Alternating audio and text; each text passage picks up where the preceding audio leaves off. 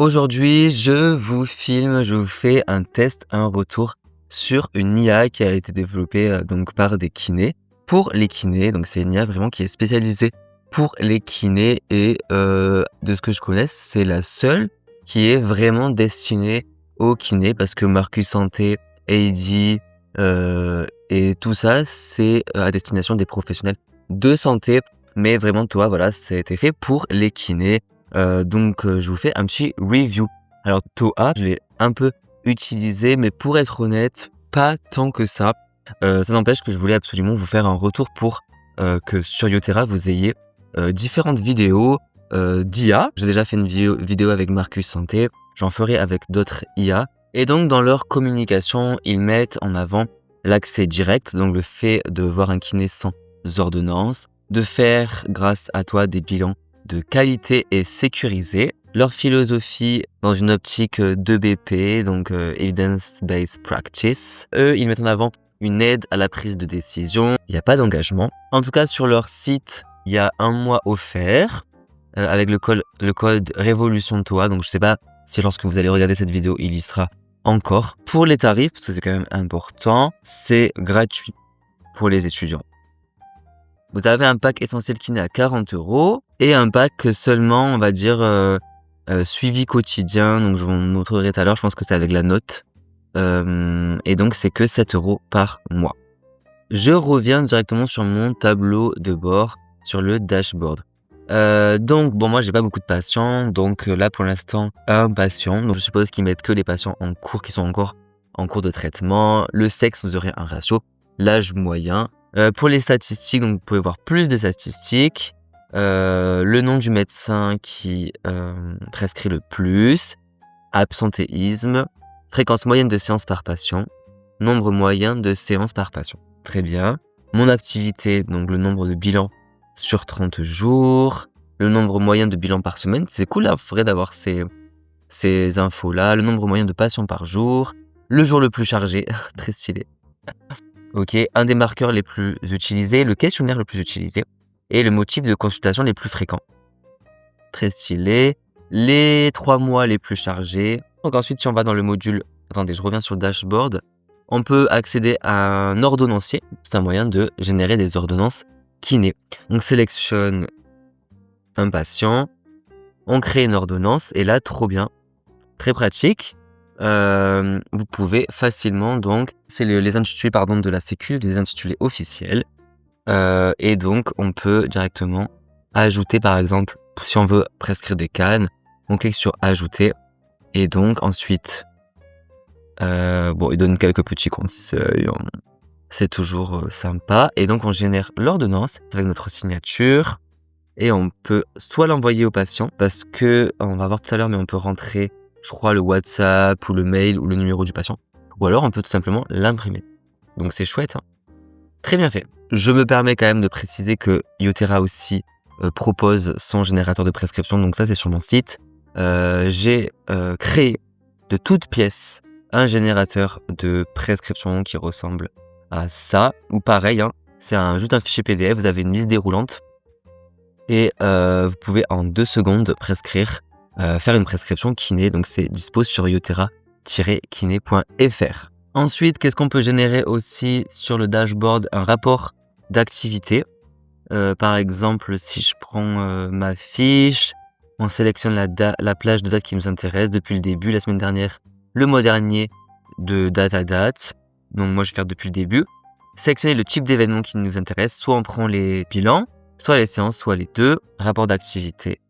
Et donc, ça permet en fait, par exemple, les patients qui nous demandent oui, est-ce que vous pouvez me dire combien de séances on a fait? Enfin, je crois que c'est souvent pour faire des dossiers à la sécu, des choses comme ça.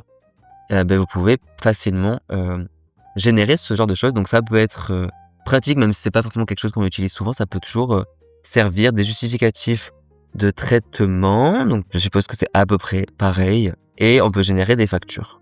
On peut mettre le prix. Waouh, prix d'une séance. 16 € à tester, mais normalement, vous pouvez générer des factures, donc c'est chouette. Donc ensuite, on arrive sur la partie patient, là sur le côté. Donc on peut ajouter des patients. Donc qu'est-ce qu'on peut mettre? Le pays. Donc ils prennent en charge la France, la Belgique, la Suisse. On peut mettre directement le numéro de sécurité sociale, mon prénom, sexe, ils ont pas de nom genré. La date de naissance, la latéralité, mail, téléphone, adresse, pathologie principale, lombalgie. Lombalgie. Lombalgie basse, région cervicale. Ouh là là. Bon, lombalgie basse, par exemple, comorbidité, pas de diabète, par exemple, diabète sucré, professionnel accompagnant. On peut mettre le nom directement du psychologue. On enregistre. Il y a aussi, je suis allé un peu vite, un formulaire de consentement. Donc, je suppose c'est pour que les patients consentent à ce que leurs données soient traitées par un logiciel, même si, et c'est ça dont je veux parler, c'est que TOA a des données qui sont anonymes, ça respecte la RGPD. TOA s'engage à anonymiser toutes les données exportées ou partagées avec le consentement explicite du kiné. Et ils sont aussi HDS, donc ils sont hébergés HDS, c'est-à-dire haute données de santé. Et donc ça c'est une obligation pour tous les logiciels qui enregistrent, qui ont des données privées de santé. Donc après, si je retourne sur une fiche d'un patient, là il y a quelques informations principales. La fiche de consentement, elle n'est pas forcément, donc elle est en rouge. On peut rajouter des documents. Voilà. On peut créer une note sécurisée, donc c'est ce qui est sur le côté, j'en reviendrai tout à l'heure. On peut créer des ordonnances. Il y a un rappel sur les informations médicales, la pathologie principale, comorbidité et les professionnels qui accompagnent. Il y a des évaluations, donc j'avais testé de faire un bilan initial juste ici, donc ça j'y reviendrai tout à l'heure dans cet onglet. Il y a vraiment tout ce que vous avez fait. Depuis le début, on peut rajouter des commentaires et ça se rajoute juste ici. Donc là, il y a un peu le fil d'Ariane de ce que j'ai fait avec ce patient. Donc le patient, il a été créé là. J'ai fait une évaluation. Donc si je clique dessus, ça retourne sur l'évaluation. Là, j'avais noté la séance qu'on avait fait et j'avais encore des notes sécurisées dont je vous parlerai tout à l'heure. On va dire que j'ai fait un nouveau patient, Julien Morin, c'est moi-même, cadre de la consultation. Soit c'est des soins courants, accès direct, garde respiratoire, protocole. Donc j'ai marqué soins courants, classique. Niveau de préoccupation. Donc bon, là ils mettent une échelle sur le niveau de préoccupation, je ne connais pas. Ils mettent le lien, je vois, de l'article. Bon voilà, il faudrait que je me renseigne sur ce que ça signifie. Le bilan initial, intermédiaire, final ou exploration à distance. Motif de consultation, du coup, ils vous mettent un peu comme la NGAP, donc on va dire que je viens pour une lombalgie, donc le rachis. Et donc, lombalgie, allez, diagnostic aigu. Histoire de la maladie, donc là vous voyez, on peut dérouler ici et écrire ce que le patient nous dit. Je suppose que le niveau de préoccupation, il faut le faire à la fin. Sphère biopsychosociale, donc biopsychosociale, le sommeil, la littératie en santé, d'accord, ce que le patient connaît de sa pathologie. Traitement, les objectifs, les appuis, qu'est-ce qui peut vous aider à atteindre vos objectifs, ok. Les alertes, donc des notes importantes, les freins, qu'est-ce qui peut vous empêcher d'atteindre vos objectifs, et des remarques. Donc vraiment, on peut vraiment y aller, voilà, c'est sympa d'avoir un peu ces guides, ça nous évite d'oublier certains éléments. Si je clique sur suivant, que se passe-t-il? On passe sur l'anamnèse. Très très pratique d'ailleurs de pouvoir mettre l'IMC directement du patient avec un diagramme corporel. Donc ça, je suppose que c'est pour noter douleur aiguë. Waouh, j'avais pas vu ça. Douleur profonde, sensation de chaud, de froid, sensation de fourmillement, engourdissement, anesthésie, fatigue, raideur. Et on peut dessiner. Donc ça, c'est une body chart très stylée.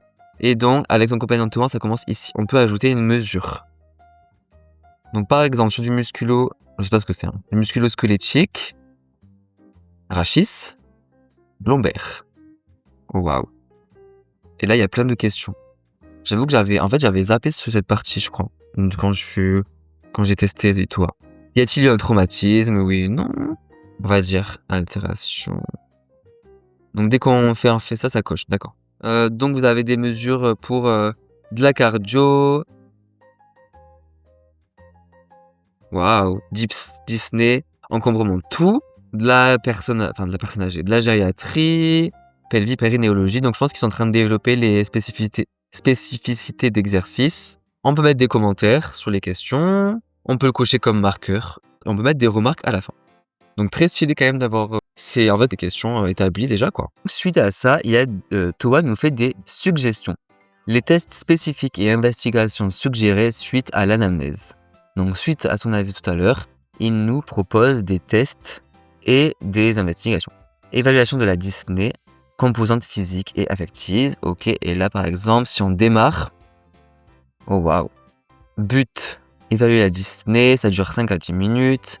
C'est un questionnaire d'auto-évaluation et le patient peut répondre. Waouh. Waouh, c'est très stylé. Ok. Lancer un autre questionnaire.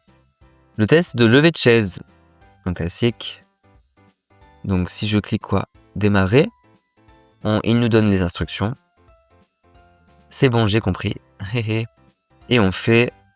Ok, on donne les réponses. Et on fait le test. Oh waouh. C'est vraiment très très stylé. En fait, comme j'avais fait moi, mon patient, c'était un scoliose sur lequel j'avais testé toi. Je pense qu'il n'y avait pas tout ça. Ou alors j'étais un peu nul et j'ai pas vu. Si tu souhaites compléter les... Alors on peut aussi les envoyer, du coup, très sympa. Investigation à envoyer. J'envoie. Envoyer. L'investigation envoyée. Les investigations suivantes ont été envoyées avec succès à l'adresse mail que j'avais renseignée. Et d'ailleurs, tout à l'heure, quand j'ai envoyé la prescription, je l'ai bien reçue. Bonjour, votre ordonnance est disponible ici, machin, machin. Et quand je clique là, il y a bien l'ordonnance, du coup, avec le prescripteur, le patient et tout qui sort. La signature. Donc, très chouette. Il y a des bibliothèques de tests et investigations. On peut rechercher, on peut filtrer. Donc là, par exemple, moi, j'étais sur des lombaires. Évaluation de l'incapacité fonctionnelle des patients avec douleur lombo-sacrée. Examen clinique, drapeau rouge, s'il y a des douleurs neuropathiques, est-ce que vos patients présentent une caractéristique? Si vous ne les avez pas réalisées, vous pouvez lancer en parallèle le DN4 en cliquant sur le bouton en haut à droite, lancer un autre questionnaire. Réponse, DN4 positif, douleur membrane inférieure. Non mais attendez, c'est incroyable en fait. Ils sont tellement chauffés à mettre aussi des vidéos, voir les résultats. Donc voilà, il met des résultats. Résultat final non évalué parce que j'ai pas tout mis. Là, il y a des trucs que j'ai pas fait encore. C'est quand même très très sympa. Quand même très très sympa. Toutes ces étapes. Slam test et tout. Oh waouh. Test et investigation. Donc il y a les dates, les investigations qu'on a fait, les résultats. On sauvegarde. Ils nous produisent une synthèse. Enfin voilà, une évaluation. On peut non, la date c'est bon. Niveau de préoccupation, type de bilan. Donc ça, je suppose que c'est le recap de tout ce qu'on a fait. Tac, tac, tac, tac, tac, tac. Les tests qui ont été faits et tout. Et du coup, on peut l'envoyer sur le DMP, donc ils sont vraiment dans le futur. Et on peut l'envoyer sur Mailise, donc c'est pour l'envoyer via... Donc Mailise, c'est une messagerie sécurisée entre pros de santé. Donc on peut l'envoyer par exemple au médecin. On peut l'imprimer classique ou visuel. Voilà. Je pense que c'est chronophage, mais je pense vraiment que ça permet d'avoir une prise en charge vraiment de qualité, quoi. Pour le coup, on n'oublie aucun test, on a des rappels de comment les faire. Si je veux écrire maintenant une séance, créer une séance musculo-squelettique, cardio-respi, musculo-squelettique, pathologie, donc marqueur de traitement. Ah voilà, les marqueurs, c'est ce que j'avais coché tout à l'heure. Donc si je le coche en tant que marqueur, c'est-à-dire en tant que voilà, quelque chose qu'on veut suivre, effectivement, ça va se reporter ici. Et là, on va pouvoir dire si c'est toujours le cas ou pas. Perception de l'effort, charge de la séance, on peut mettre le RPE, ok. L'état général, donc ça c'est quoi? État général. Ok, on peut mettre des commentaires sur les exercices de la séance, des exercices donnés à la maison. Et si on a parlé un peu d'éducation thérapeutique, on peut mettre des commentaires, on peut les dicter. Présent, il a été présent, absent, et on sauvegarde. Et après, il fait le recap comme d'habitude. On retourne sur le truc. Il m'a écrit donc la séance juste ici, il y a 12 minutes. On peut planifier des rendez-vous. Par exemple, si je veux des rendez-vous le lundi, le mercredi et le vendredi. Durée une demi-heure, fréquence, ok. À partir du... Il m'a noté tout ce que j'ai fait aujourd'hui. D'accord. Il y a un onglet, donc mon calendrier, ça c'est ce que je viens de montrer. Il y a aussi un onglet évaluation, on peut retrouver les évaluations par nom du patient pour les retrouver facilement. Investigation. Donc c'est la bibliothèque qu'on a vue tout à l'heure avec les tests et les investigations. On peut les filtrer. Donc là c'est musculo-squelettique, on peut mettre accès direct. On peut mettre cardio-respi, pelvinéo-périnée, juste gériatrie. On va mettre périnée. Et du coup, il y a des évaluations et on peut directement les prendre et peut-être aussi directement les envoyer. Donc peut-être que si je veux pré-envoyer un questionnaire, je peux sélectionner un patient. Ok, envoyer. Du coup, ce que je voulais vous parler, c'est la note sécurisée. Donc ça fait partie, vous savez, de l'abonnement qui est moins cher. Les 40 € par mois, c'est pour vraiment avoir l'ensemble de TOA. Et la note sécurisée, c'est pour seulement, voilà, c'était à 7 €. C'est pour avoir seulement cette fonction-là. Et je pense la fonction voilà, juste pouvoir mettre des nouveaux patients aussi. Parce que du coup, c'est pour créer des notes directement sécurisées. Deux options, soit c'est une note d'une séance, soit c'est un bilan. Donc par exemple, si on va sur bilan, donc là il y a des templates. Donc accès direct, template, bilan kiné. Donc par exemple, c'est un bilan kiné. On peut lui dire d'utiliser par exemple ça par défaut à chaque fois. On peut soit l'utiliser, soit le modifier. Donc par exemple, si je veux l'utiliser, donc bien sûr je vais mettre le nom du patient. Donc je pourrais créer, voilà, c'est une version simplifiée d'un patient. Normalement j'ai déjà mon profil. C'est une séance en accès direct, on clique ici mais non.